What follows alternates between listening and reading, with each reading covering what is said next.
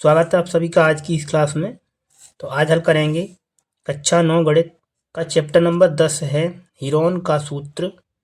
इसकी जो प्रश्नावली है 10.1, इसका जो प्रश्न 5 है इसको हल करेंगे।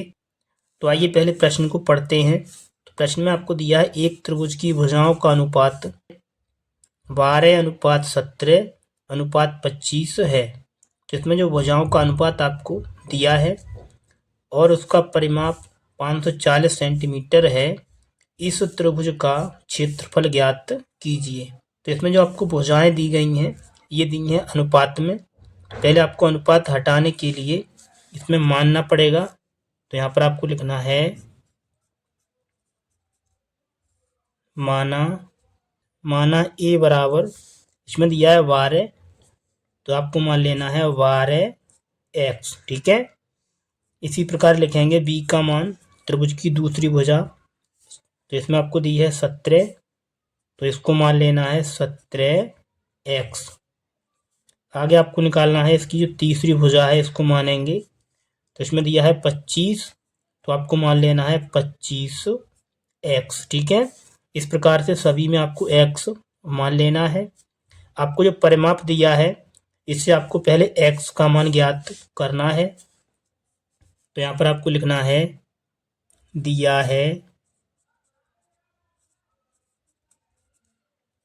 परिमाप बराबर, ये प्रश्न में दिया है 540। ठीक है, परिमाप का जो सूत्र है ये होता है भुजाओं का योग, तो आपको इन सभी भुजाओं को जोड़ना है। तो यहाँ पर आपको लिखना है 12x plus 17x plus 25x बराबर में आपको लिखना है 540। ठीक है, आगे इसको हल करना है। तो 12x 17x और 25x इन सभी को जोड़ेंगे, तो यहाँ से आ जाएगा 5 और 7 12, 12 और 2 14 का 4 हासिल 1, 2 1 3, 1 4 और 1 हासिल 5, तो ये आएगा 54। इसमें आपको x लगाना है, तो आपको लिखना है 54x बराबर, ये लिखा हुआ है 540। यहाँ से आपको x का मान निकालना है, तो लिखना है x बराबर 540, ये 54 गुणा में है, इधर आके ये भाग में आएगा। 54 से भाग करेंगे 540 में, तो यहाँ से आएगा 10। तो यहाँ से जो x का मान है ये हो जाएगा 10, तो आपको लिखना है x बराबर 10। आगे आपको निकालनी है त्रिभुज की तीनों भुजाएं। ठीक है, तो आपने a बराबर माना है 12x, तो इसमें आपको x का मान रखना है। तो यहाँ से हो जाएगा a बराबर, ये है 12x, इसमें आपको रखना है x का मान 10, तो यहाँ से आएगा 12 गुणा 10, गुणा करेंगे 12 का 10 के साथ, तो ये आएगा 120 सेंटीमीटर।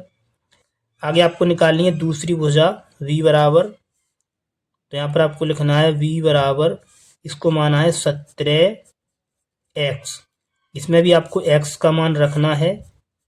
तो यहाँ से हो जाएगा 17 गुणा 10, तो यहाँ से जो b का मान आपको मिलेगा ये आएगा 17 धाई 170।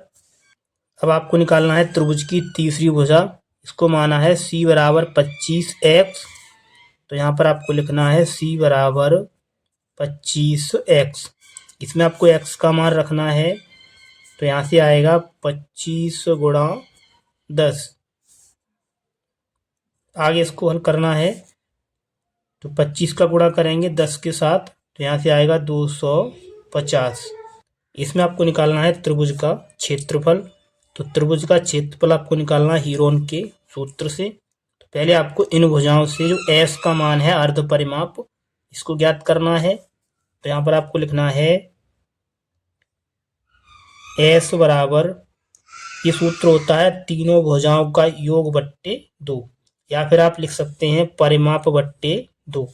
तो आपको लिखना है 540 बट्टे 2। जब इसको आगे हल करेंगे तो यहाँ से आएगा 2 से भाग करेंगे 540 में, तो आएगा 2 दूनी 4। अब यहाँ से बचेगा 1, इधर हो जाएगा 14, 2 7 14, ये आएगा 270। तो आपको जो एस का मान प्राप्त होगा ये हो जाएगा 270 सेंटीमीटर। अब इसमें आपको जो त्रिभुज की भुजाएं हैं इनका मान प्राप्त हो चुका है और अर्ध परिमाप एस का मान भी आपको प्राप्त हो चुका है। तो आपको इसमें लगाना है हीरोन का सूत्र। तो यहाँ पर आपको लिखना है हीरोन के सूत्र से त्रिभुज का क्षेत्रफल, इसका सूत्र होता है root under S into S minus A, S minus B और एस माइनस सी। अब इसमें आपको एस, ए, बी और सी के मान रखना है, यहाँ से आपका आंसर हो जाएगा। तो आइए इसको आगे हल करते हैं। तो इसमें लिखा हुआ है एस, तो एस का मान है 270, तो इसको लिखेंगे। कोष्टक में दिया है एस माइनस ए, एस का मान 270 माइनस ए का मान आपको मिला है 120, तो यहाँ पर लिखना है 120। आगे लिखा हुआ है एस माइनस बी, तो आपको रखना है एस का मान 270 और बी है 170, तो यहाँ पर आपको लिखना है 170। आगे लिखा है एस माइनस सी, एस का मान 270 माइनस सी का मान है 250, और ये सभी लिखा है रूट के अंदर, तो आपको इस पर रूट लगा देना है। आगे इसको हल करना है, तो इस पर लगाया रूट, इसको लगाना है। इसमें लिखा है 270, ये लिखा हुआ है 270 माइनस 120, तो इसको घटा देना है। 70 में से घटाएंगे 20 तो बचेगा 50, 2 में से घटाएंगे 1 तो बचेगा ये 1। आगे इसमें लिखा है 270 माइनस 170, जब इसको घटाएंगे तो यहाँ से आएगा 100, ठीक है। आगे लिखा हुआ है 270 माइनस 250, जब इसको घटाएंगे तो यहाँ से बचेगा 20। अब आगे इसको हल करेंगे, तो इसमें लिखा हुआ है 270, तो इसको लिख सकते हैं 3 3 9, 9 3 27 और 27 ढाई होता है 270।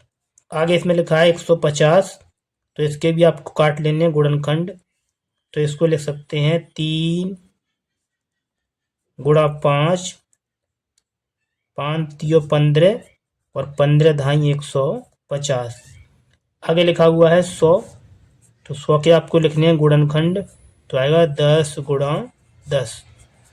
इसी प्रकार इसमें लिखा है 20, तो 20 को लिख सकते हैं 10 गुणा 2, 10 दूनी 20। ये सभी रूट के अंदर है, तो आपको इस पर रूट लगाना है। अब इसको आगे हल करना है, तो आप इसमें देखेंगे 3 का जोड़ा ये बन जाएगा और 3 का जोड़ा ये बन जाएगा, तो इसको लिखना है रूट से बाहर, तो यहाँ से आएगा 3 बाहर, ठीक है, और इसमें से आ जाएगा ये 3 रूट से बाहर। इसी प्रकार इसमें आप देखेंगे इसमें लिखा है 10 गुणा 10, तो इसका भी एक जोड़ा बन जाएगा, तो ये हो जाएगा रूट से बाहर।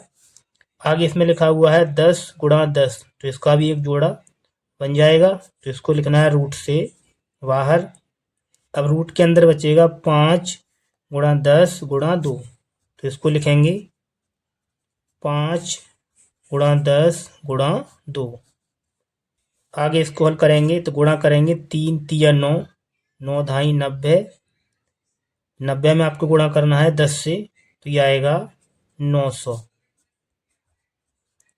इसमें लिखा हुआ है 5 गुणा, ये लिखा है 10, इसके आपको काटने गुणनखंड, तो यहाँ से आएगा 2 गुणा 5, आगे लिखा हुआ है 2। इसको आगे हल करेंगे, तो इसमें आप देखेंगे ये लिखा है 5 गुणा 5, तो इसका भी एक जोड़ा बन जाएगा। से बाहर लिखा है 900 गुणा, इसमें से ये 5 बाहर आएगा, ठीक है। इसमें आप देखेंगे 2 का जोड़ा भी एक बन जाएगा, तो आपको 2 लिखना है रूट से बाहर, ठीक है। तो ये सभी रूट से बाहर हो जाएंगे, तो आपको इस तरीके से लिखना है। अब इनका आपको गुणा करना है, तो 2 पंजे 10 और 10 नेम 90, ये 90 आएगा, और इसमें लगाया 2 जीरो, तो इस पर आपको लगा देना है और इसमें लिख देना है सेंटीमीटर स्क्वायर, ठीक है। तो त्रिभुज का क्षेत्रफल हो जाएगा 9000 सेंटीमीटर स्क्वायर। ये हो जाएगा इस प्रश्न का आंसर। यदि आपको वीडियो में कहीं पर कोई स्टेप समझ नहीं आई है तो वीडियो को एक बार दोबारा अवश्य देख लें, और आपको ये वीडियो अच्छी लगी है तो वीडियो को लाइक और शेयर अवश्य करें। चैनल पर पहली बार हैं तो चैनल को भी सब्सक्राइब अवश्य कर लें।